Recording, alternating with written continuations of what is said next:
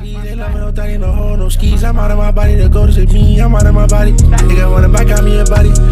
Like body a Bobby. Look at that, no, I catch me a hobby. Girl, if we fucking do not know.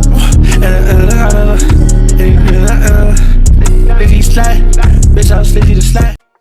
These days most Bronx drill rappers talk about gang affiliation, sex, money, drugs, and even people they wanna spliff. Even though most of these rappers cap in their raps, there are drill rappers who actually caught a body. Here are 3 Bronx drill rappers that caught a body. But only one got away with it. 1. PJ Glizzy. Born as Johnson Paul in 2001, PJ spent his childhood in Cortlandt, one of the most dangerous blocks in the Bronx. They specialize in racketeering, money laundering, gambling, drugs, and even murder. Cortlandt has beef with multiple gangs in the Bronx, including Southside, YG and even the GT from Brooklyn. There's 2 gangs in Cortlandt, OY and OG. PJ was always trying to stay out of trouble.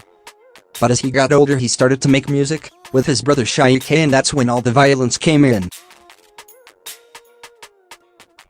On July 26, 2021, there was a block party in session on Frederick Douglass Boulevard, when 2 men on a dirt bike zooked down the block shooting into the crowd. The crowd started to flee and duck for cover, but it was unfortunate for Matthew Sumpter. He ducked down with his friends, while they were still firing. He ducked and ran but got struck by a bullet in his stomach. Matthew collapsed and later died. Police started an investigation. Police scoured through video of the killing, as well as footage of the dirt bike before and after the shooting. Police got a clear image of Johnson as the driver, according to the complainant. 2. 22GZ. Jeffrey Mark Alexander, better known as 22GZ. 22GZ is a drill rapper from the Flatbush section of Brooklyn. 22GZ got sucked into the streets at an early age. He tried to work a normal job for his friend's dad's business, but that didn't last long. He started hustling and later on, he joined GD, or the Gang Disciples. When he started making music with the Gangster Disciples, he started building a buzz for himself, with the tracks Blicky and Suburban. Suburban, which was produced by Axel's Beats, became his breakout hit and racked up millions of views. May 30, 2017. 22GZ was in Miami for a performance and was driving around with his friends. One of 22GZ friends, aka the driver, was trying to fit inside a parking spot, but ended up hitting the car behind them. The owner, Edward Ellis, and his friend saw this from across the street and went to go confront the driver. An argument broke out. Then a few seconds later someone from inside the car fired shots, striking both Edwards and his friend. His friend died but Edward survived and told the police what happened. Edward told the police that the front passenger of the car shot them. 22GZ was arrested and got charged with second-degree attempt murder with a deadly weapon. He spent a couple of months locked up and fighting the case. After like 5 months all of his charges were dropped, even though the guy who got shot and survived said 22GZ was the one who shot them. 3. K-Flock.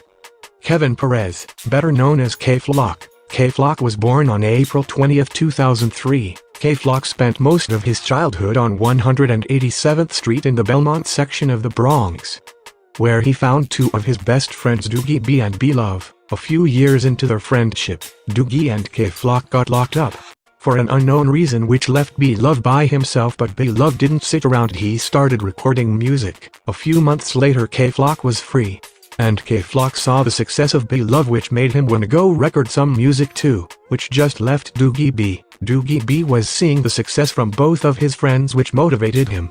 Doogie B was free a few months later, and they got him straight into the studio to cook something up, and all 3 of them dropped the song No More Free Doogie B. But that wasn't the song that blew them up. It was the song they cooked up a few months later, Brotherly Love. On December 16, 2021, K-Flock and 2 other girls were walking by a barbershop in Harlem, when K-Flock stopped to look back at the barbershop, but then proceeds to walk again. Seconds later Oscar Hernandez walks outside the barbershop and calls out something that made K-Flock turn around. Then they started to go back and forth. Hernandez proceeds to walk up to K-Flock, and K-Flock proceeds to pull a 9mm out of his coat and started firing, hitting Hernandez in his back and neck. Hernandez flew back and rolled behind an ice cooler where he bleeds out and dies.